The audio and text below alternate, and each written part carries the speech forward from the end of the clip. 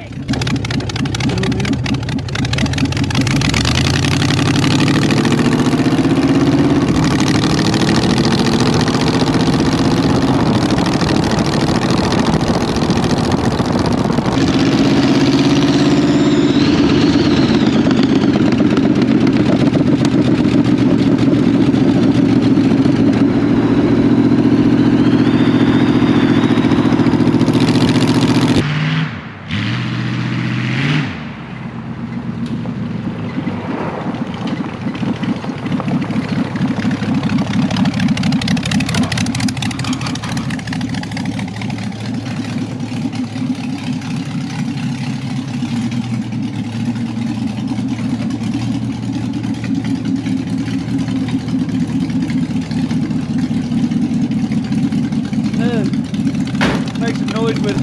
That's why we love zoomy pipes.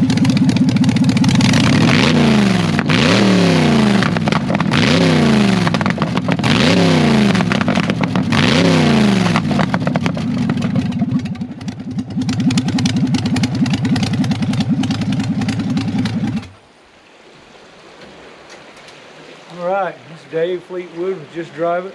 This is our 1936 Dodge truck that we've had for 20-some years now.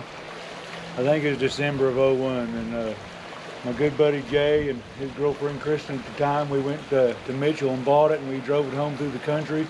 It was all original. It was like a 1.5 or 2.5 ton truck. It had 12-foot bed, dual wheels on the back, flat head, and it wasn't the original flat head. I think it was like a 49 or 50 model, and no floors in it. The wooden part of the floor was just not in there. We had a boat gas tank that was sitting on, ran to the motor, and a milk crate for the other person to sit on. No windshield in it. It was in the middle of December, cold, and we put a battery in it and took off. And it was, I don't know, probably over 20 miles, and we got about halfway home, ran out of gas, and we had to send the girls to get some more gas. And then Jay drove it from the rest of the way, and it was non-synchronized transmission, and we were trying to figure out how to double clutch it and get it to work and stuff. And we managed to get it home, and it's still sitting on the original frame, but I just cut like 4 or 5 feet or 6 feet or off the back, and then cut a couple feet off the front. The front and rear, well, actually the front axle now is a Ford Econoline. Used to be an A100 Dodge. Steering box, rear axle, leaf springs, all that stuff's A100 Dodge. And when we built our station wagon, I took the axle out of this because this truck was down at the time, and put it under our station wagon. And then I got this axle out of a guy named Buzzy Burton out on Highway 50 out of an 04 Econoline. And then my buddy Alan drilled it full of hose on his Bridgeport. And the motor is a 90-something model Dodge 360 Magnum out of a Ram truck that I had. 97. 97. I had in a Ram 4x4 since it was a fairly new motor.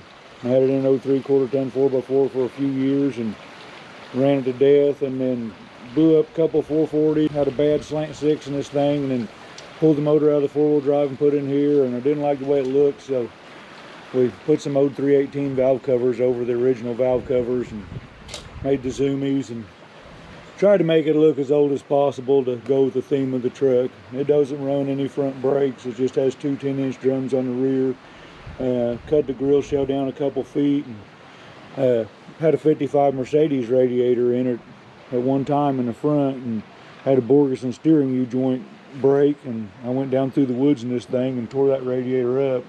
And a good buddy of ours, Paco, Eric from Indianapolis, built this radiator by hand and cut it, welded it, everything himself to fit that grill, and done a really good job of it. And it's got some old Studebaker front wheels on it. They're like 15x4s, 61 Dodge Phoenix hubcaps. It's got a set of 15x7 Mopar cop car wheels on the back, not the slotted hole ones, just the regular. And we welded some lugs on those to fit the older style hubcaps. And I'm going to check out the sparse interior here. And so it's got a couple of boat seats in there. It's been in it since we built it. And old wood rim steering wheel, 64 Dodge push button shifter. And it's got a 65 model 727 transmission in it. The slide in drive shaft instead of the ball and trunnion. Some kind of old aluminum gas pedal. And then the bed, it's all just handmade. The bed, this round part here is just exhaust tubing. And had a buddy that had a metal brake bend the 90s on this and on the front panel.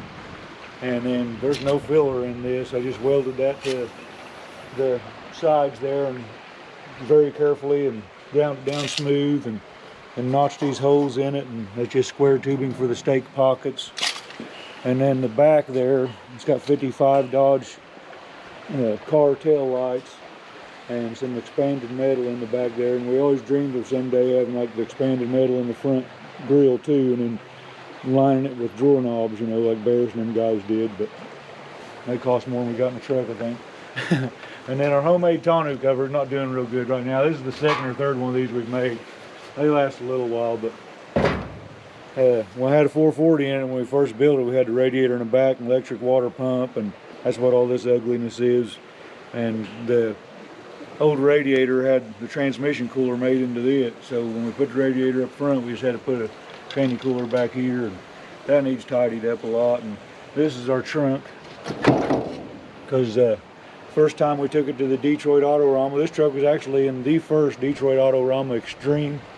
What year would that have been? 04, 05, somewhere in there. Drove it all the way. It was supposed to probably been like a 7 or 8 hour drive. It took us 9 or 10, but we stopped a lot, and you got to stop every 100 miles and get gas and stuff and get out and stretch a little. And it was 20 some degrees outside, and we had insulated underwear on and coveralls, and we were wrapped up in blankets and sleeping bags, and had big gloves on, and and all the time with the motor out in the open like that, we'd come up to stop and stuff, and the carburetor would ice over and it wouldn't idle, so you had to put it in neutral and keep it revved up to keep it from dying. And we took it back to the Detroit Autorama a few years later again, and there's big snow on, and we had to pull in some gas stations and get gas, and they weren't cleared off, and so that was pretty adventurous sometimes with a spooled rear end and no front brakes and snow and ice, but it was fun. We had a good time. It was at the first Bowling Green Hot Rod reunion, and I had a 440 in it at that time, and was running 1150s to 118, and had a 457 gear under the rear because we always ran 1/8 mile, and that was too low for the quarter, and we blew it all to pieces. And so it made a few good passes though before it came apart. Stock 440s with stock rods don't handle, 6,500, 7,000 RPMs very well. So, but this 0360's been in there for years and years now, and it does really well. You just put gas in it and oil and tranny fluid, and it leaks a little bit of everything, and then you go right on down the road. And then it gets about 15 mile a gallon. And I've never ran it with this setup in the 1/4 mile, but in the 1/8 mile it'll usually run high 830s pretty consistently with those skinny tires on the back.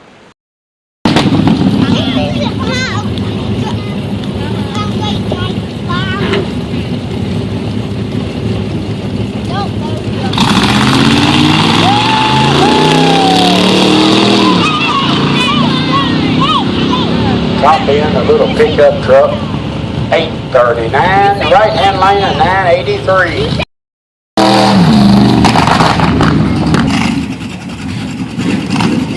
Oh, he's still showing his face. How come it makes that sound? The popping sound. That's it. What's that, Hask? You scared?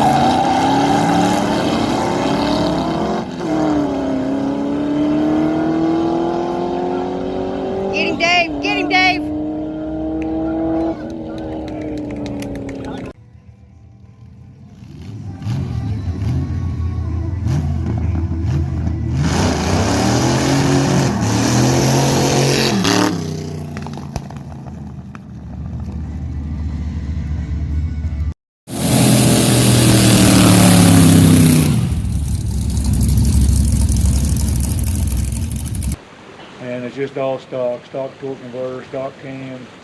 Heads have never been off the motor, neither is the oil pan. And where else have we taken this thing in? Took it to the Pittsburgh World of Wheels. It's been in the Indy World of Wheels. Jalopy Showdown. Jalopy Showdown. It made some laps at the Lattimore Valley Raceway. The old Jalopy Showdown. Don't think they have that race anymore. I guess that's probably the furthest we've taken. It was New York and Pennsylvania. It's been to the Iron Invasion in Chicago. It's been drove every day for a lot of its life. Well, hence why it's so filthy. Yeah, it's filthy, and we don't take near as good a care of it as we should. It really needs brought in one winter and just pour back down to the frame and start over. Clean it all up, paint it all back up. I've thought about many times, you know, cleaning up a lot of the welds and making new brackets and mounts here and there, because we built this thing when I was, well, we took it to the Mopar Nats Young Guns contest and entered it, and so I've been 25 then. So we actually had it runnable and drivable when I was 25, so we started building on it when I was 23 or 4. And so a lot of it was arc welded together, and you know, I just hadn't had a lot of experience with fabricating then. This was the first one we actually built hot rod from the ground up. We built some four-wheel drive trucks and things, but this was the first hot rod we built from the ground up. And it's been a really good one, and I hope to enjoy it for a lot of years to come. So it's been around, it's still going. So.